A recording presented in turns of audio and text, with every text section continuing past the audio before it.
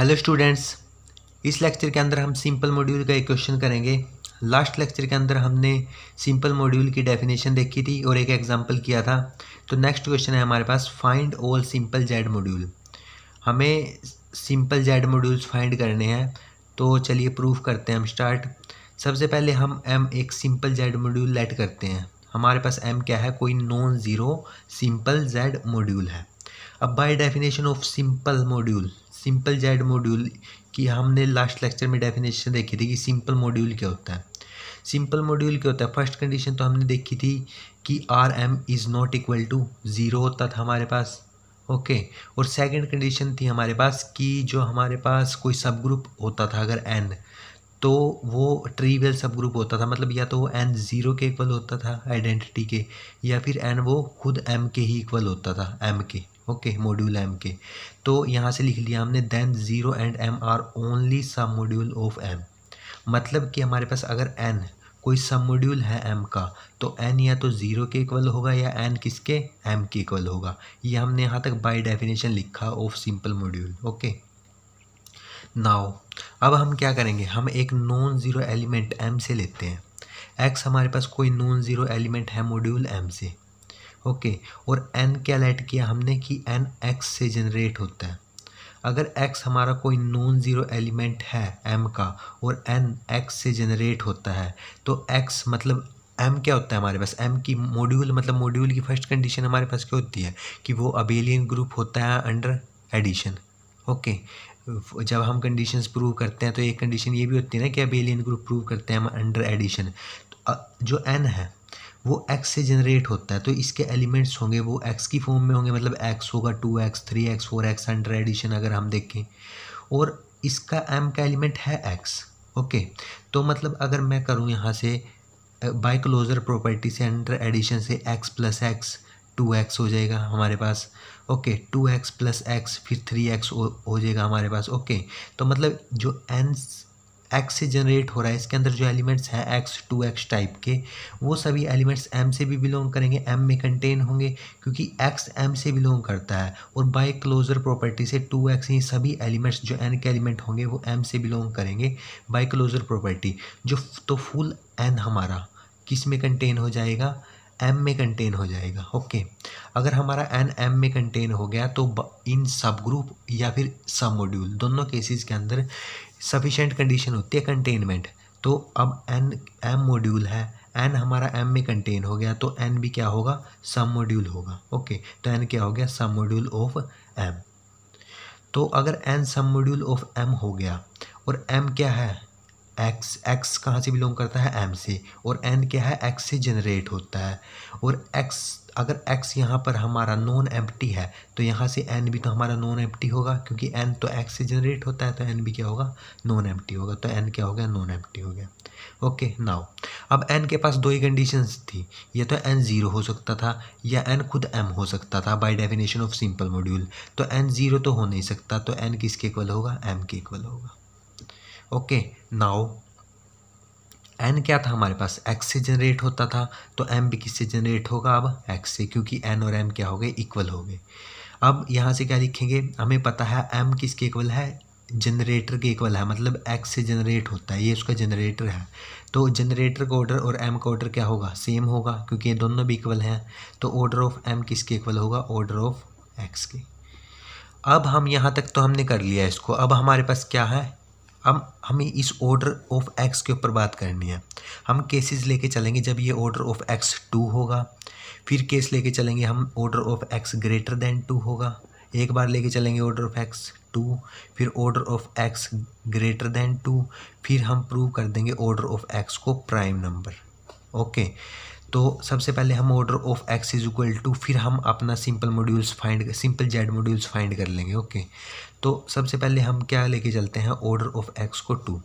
अगर order of x 2 है तो ऑपरेशन अगर एडिशन हो तो इसको हम कैसे लिखते हैं, मतलब इसका मतलब क्या है, अगर ऑर्डर ऑफ एक्स 2 है तो मतलब एक्स को हमने क्या लिखा है, 2 टाइम्स ऐड किया होगा। ओके, तभी तो ये ऑर्डर 2 आया। ये ऑर्डर 2 क्या होता है, लिस्ट नंबर होता है, जब हम एलिमेंट की पावर रेज करने पर एज आंसर हमें आइडेंटिटी मिले, ऐसे ही लिखते हैं हम। ओके, तो ये मल्टीप्लिकेशन का केस होता था कि इसको n बार मल्टीप्लाई करें, अगर एडिशन हो तो इसको x को n बार ऐड करेंगे हम। तो अब यहाँ पर 2 है तो x को 2 बार ऐड करेंगे, तो इसको मैं ऐसे लिख सकता हूँ एडिशन के केस में। ओके, n इंटू एक्स, क्योंकि 0 इसके केस में एडिटिव आइडेंटिटी है, यहाँ पर आइडेंटिटी ई होती थी, और मल्टीप्लिकेशन के केस में इसको लिखते हैं nx इज इक्वल टू 0। मतलब अगर ऑर्डर 2 है तो ये क्या होगा 2x is equal to 0। Okay, और ऑर्डर ऑफ m भी क्या होगा 2 होगा, because order of m is equal to order of x। Now अब हमारे पास कुछ हम इस टाइप का लेकर आएंगे z/2z। ओके, ऐसा क्यों किया हमने, लास्ट क्वेश्चन में भी हमने किया था ऐसा। लास्ट क्वेश्चन जैसा करेंगे हम इसको, वहाँ पर z/pz था, जहाँ पर p था प्राइम नंबर। ओके, उसका ऑर्डर था हमारे पास, तो यहाँ पर z/2z का ऑर्डर क्या होगा 2 होगा, z/3z का ऑर्डर क्या होगा 3 होगा, z/5z का ऑर्डर क्या होगा 5 होगा। तो ऑर्डर ऑफ m 2 है, और z/2z का ऑर्डर भी क्या है 2 है, तो z किसके आइसोमॉर्फिक हो जाएगा z/2z के, क्योंकि इसका ऑर्डर भी 2 है और m का ऑर्डर भी क्या है 2 है। यहाँ तक हमने कर लिया। जब ऑर्डर ऑफ x 2 था तो हमारा m is isomorphic to z/2z आ गया। अब हम क्या करेंगे, अगर order of x greater than 2 है और y लेट कर लेते हैं हम 2x के इक्वल, और l कोई सा मॉड्यूल है वो लेट कर लेते हैं कि y से जनरेट होता है। ओके, अब l नॉट इक्वल टू 0 होगा, क्यों होगा, क्योंकि y 2x के इक्वल है और l y से जनरेट होता है, और x हमने m से लिया था, जो क्या लिया था नॉन ज़ीरो लिया था, तो x भी नॉन ज़ीरो है। अगर x नॉन ज़ीरो है तो y भी नॉन ज़ीरो होगा, अगर y नॉन ज़ीरो है तो l भी क्या होगा नॉन ज़ीरो होगा, क्योंकि l y से क्या होता है जनरेट हो रहा है। तो l हमारा क्या है सम मॉड्यूल है, अगर सम मॉड्यूल है m का और वो सिंपल मॉड्यूल है तो उसके पास दो ही कंडीशंस होती हैं, या ज़ीरो होता है या खुद m के इक्वल होता है। ज़ीरो हो नहीं रहा तो किसके इक्वल होगा m के इक्वल होगा, क्योंकि m क्या है सिंपल है। तो अगर l m के इक्वल हो गया तो l किससे जनरेट हो रहा था m y से जनरेट हो रहा था, तो m भी किससे जनरेट होगा y से, और y किसके इक्वल लेट किया था 2x के, तो ये 2x से जनरेट होगा।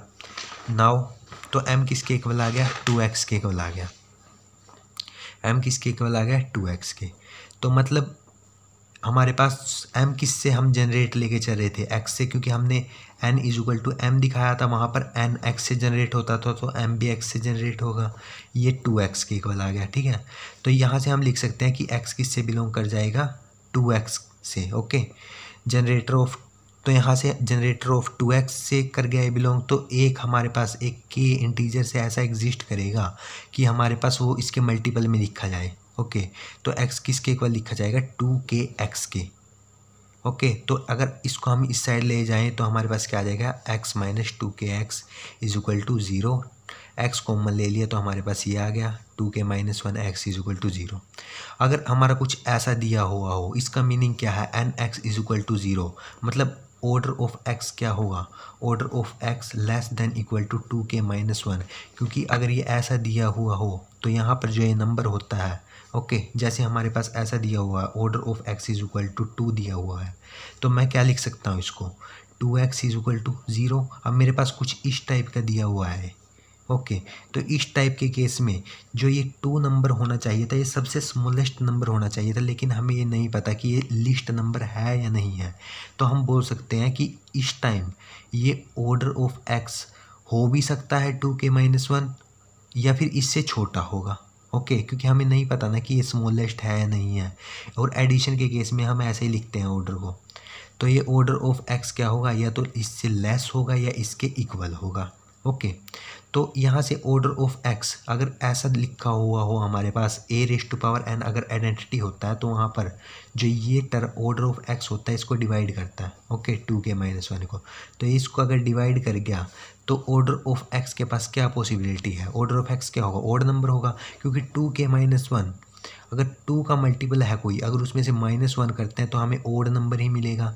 तो मतलब ऑर्डर ऑफ x अगर इसको डिवाइड करेगा तो इसको क्या होना पड़ेगा ऑड नंबर ही होना पड़ेगा, तो ऑर्डर ऑफ x क्या होगा हमारे पास एक ऑड नंबर होगा।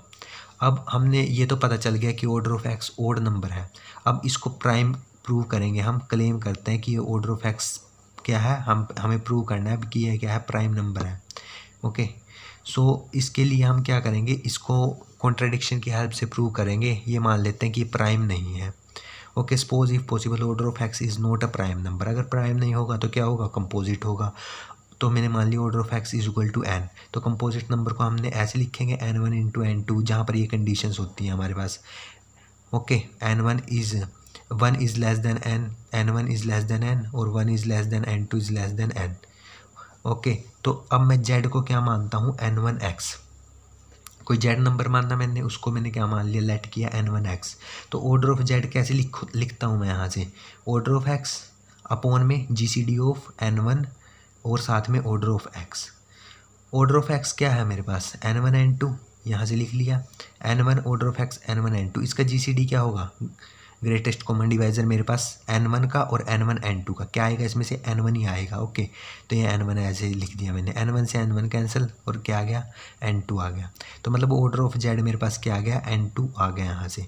अब मैं लेट करता हूँ n1 को, n1 मैंने लेट कर लिया कि z से जनरेट होता है, इसीलिए हमने यहाँ पर z डिफाइन किया, क्योंकि हमें आगे क्या मानना है कि n1 है कोई, तो वो क्या होता है हमारे पास, z से जनरेट होता है। ओके, कोई सब मॉड्यूल है हमारे पास, तो z नॉट इक्वल टू 0 है। ओके, तो n1 भी नॉट इक्वल टू 0 होगा। ओके, यहाँ से हमारे पास n1 भी क्या आ गया, नॉट इक्वल टू 0। नाउ अब हमने यहाँ तक तो कर लिया कि n1 क्या आ गया, नॉट इक्वल टू 0। n1 क्या है, सम मॉड्यूल है और m सिंपल है, क्योंकि n1 तो z से जनरेट होता था और z का ऑर्डर हमारे पास n2 आ गया, इसलिए z भी क्या होगा, नॉट इक्वल टू 0 होगा। तो n1 भी नॉट इक्वल टू 0 होगा क्योंकि a से जनरेट होता है। m सिंपल है, सिंपल की अगेन डेफिनेशन लगाएंगे, या तो 0 होगा या m होगा।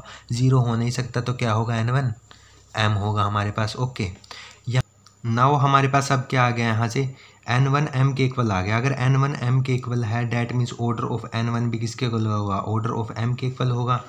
तो यहाँ से मेरे पास क्या आ जाएगा, यहाँ से क्या आ गया हमारे पास, अब क्योंकि m हमारा x से जनरेट होता था, स्टार्टिंग में हम लिख के चले थे यहाँ से, ऑर्डर ऑफ m किस से जनरेट हो रहा था, x से, तो दोनों का ऑर्डर सेम होता था।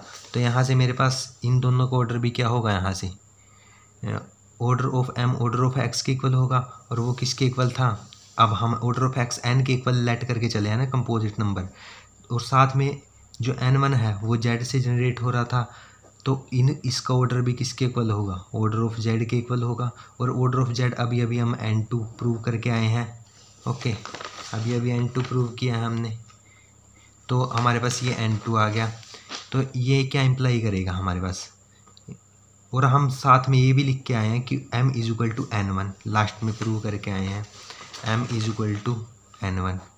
ओके, तो यहाँ से दोनों इक्वल हैं, तो इनका ऑर्डर भी क्या होगा, सेम होगा। ऑर्डर ऑफ m किसके इक्वल होगा, ऑर्डर ऑफ n1 के इक्वल होगा, मतलब n किसके इक्वल आ जाएगा, n2 के, क्योंकि ये दोनों इक्वल है हमारे पास। Order of m is equal to order of n1, तो ये कॉन्ट्रडिक्शन आ जाएगी। क्यों, क्योंकि हम जो n कंपोजिट नंबर में n क्या लेट करके चले थे कि n1 क्या होता है, less than n, n2 less than n। यहाँ से हम बोल रहे हैं n is equal to n2, which is a contradiction because n2 is less than n।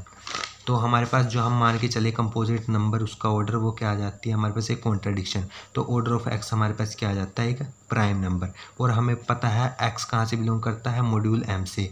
और जो प्राइम नंबर के मॉड्यूल्स होते हैं वो हमारे पास जो जिनका ऑर्डर प्राइम होता है वो किस टाइप के होते हैं, हमारे पास z/pz टाइप के होते हैं मॉड्यूल्स। तो ये z/pz टाइप के जो मॉड्यूल होंगे वो क्या हो जाएंगे, सिंपल z मॉड्यूल। ओके।